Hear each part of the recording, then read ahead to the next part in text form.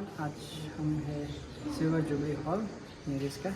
आज यहाँ में TEDxNerist हो रहा है एंड फर्स्ट टाइम मेरा है। सृष्टि तो फर्स्ट टाइम अटेंड कर रहे हैं। सृष्टि भी एक इवेंट जैसे होते हैं, हम लोग रकअप जैसे होते हैं, सृष्टि भी एक इवेंट है। तो आज वहाँ में बहुत बड़े बड़े लोग आएंगे, मतलब कोई मॉडलर है, कोई बिजनेसमैन है, कोई लीडर है। तो वो लोग आज हम लोग इंस्पिरेशन जर्नी सीखेंगे। TEDx में तो वही होता है कि अपना इंस्पिरेशन जर्नी बताते हैं।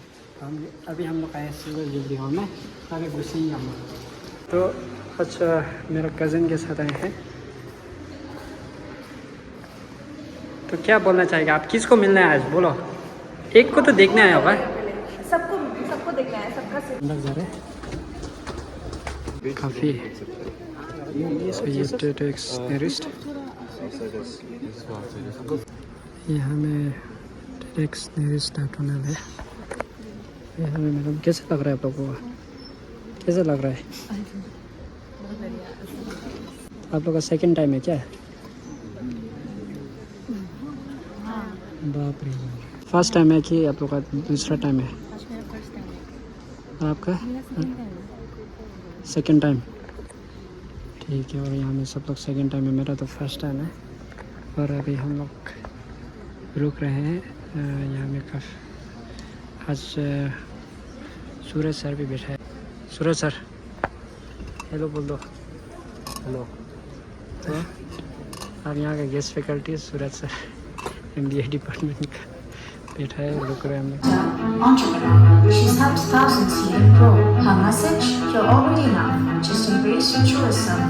Hear her story at TEDxNerist. This is Arzoo, turning tradition into timeless design.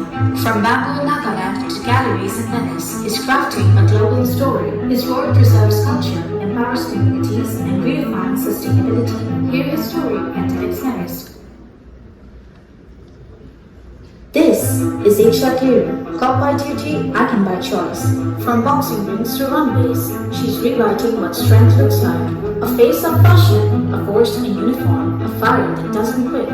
Hear her story at TEDxNerist. This is Colonel Shivendra Pratap Singh Convoy. He led men through gunfire, built empires from grit, and never backed down. Discipline, danger, reinvention. This is leadership at the edge. Hear his story at TEDxNerist.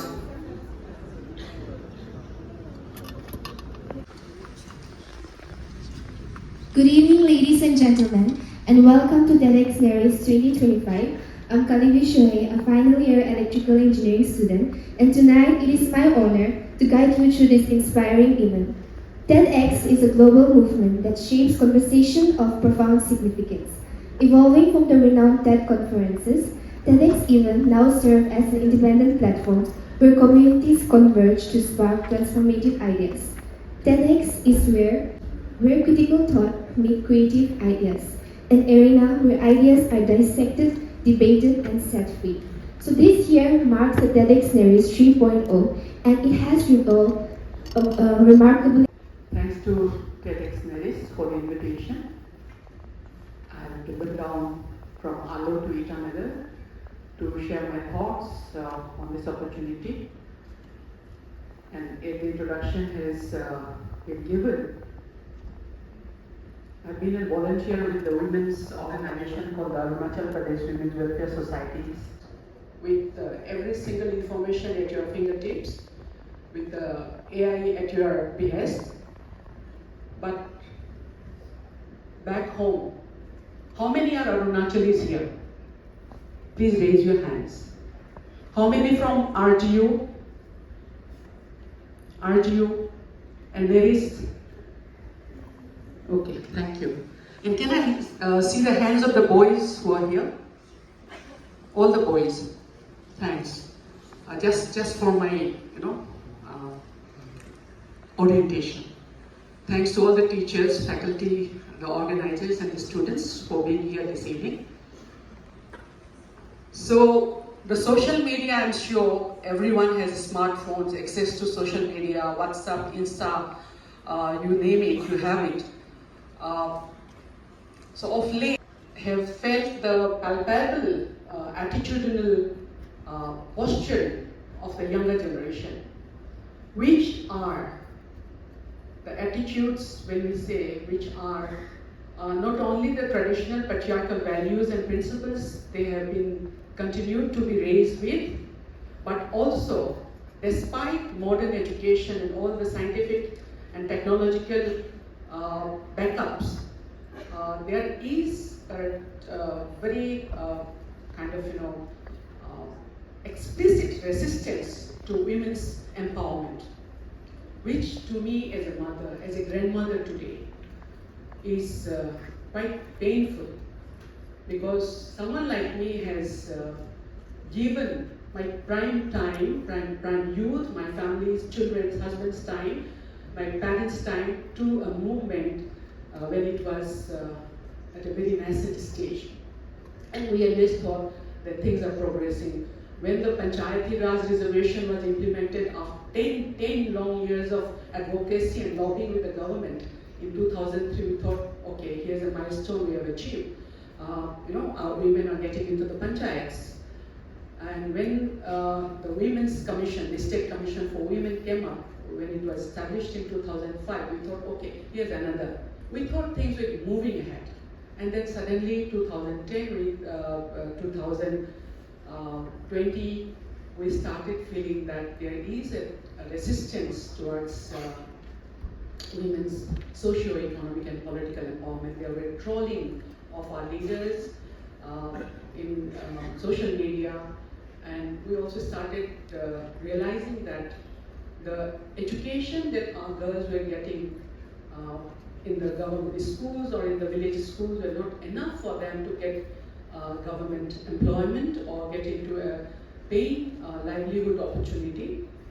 And girls were actually not the traditional rightful inheritor of parental properties. They didn't have also the right to inherit their husbands, even joint property or self-acquired property. In many cases were brought to us.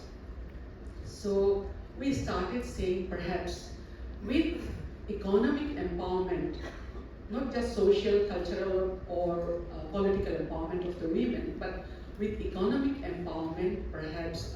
With the Institute SESH, a certificate and hamper from the TEDx team.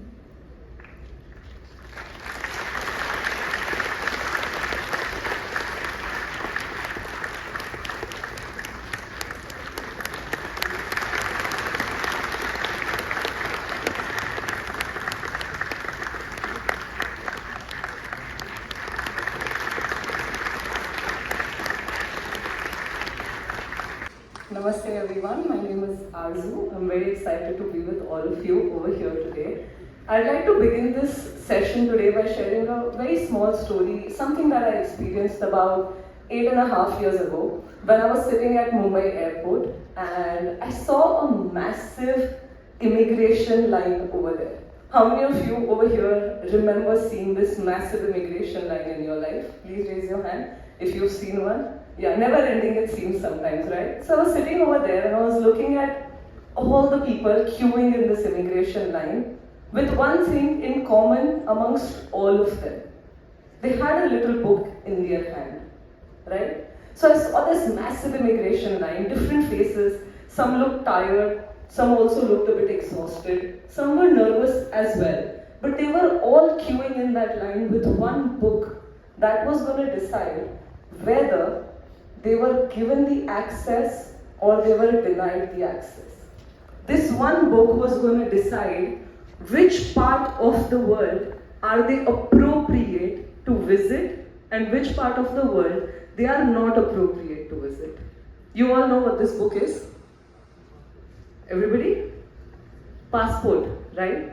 So, this passport is what decides whether you enter in, and this passport also decides what you don't enter in.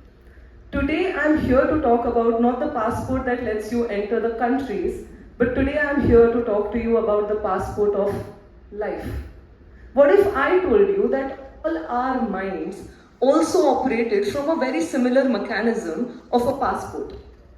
We have this one little thing inside our brain that decides what things we are able to do and what things we are not able to do. This part of our brain decides the places in which you have the access and the places that you don't have the access. Now, what are the places your mind visits? Your goals, your ambitions, the body you have, the health you have. This part of your brain also decides the kind of love you deserve and the kind of love you possibly don't deserve. This is called the identity. Now, what is the identity? The identity, participate with me, I really appreciate it. Can you all quickly, just for a few seconds, close your eyes? See, with the also heard a few things about yourself in your own mind that are limiting. What are some labels that we put on ourselves? I'm not lovable, I'm not a leader, I can't speak a lot. Health and all, I'm a foodie, I can't really control food. I'm not into the health game too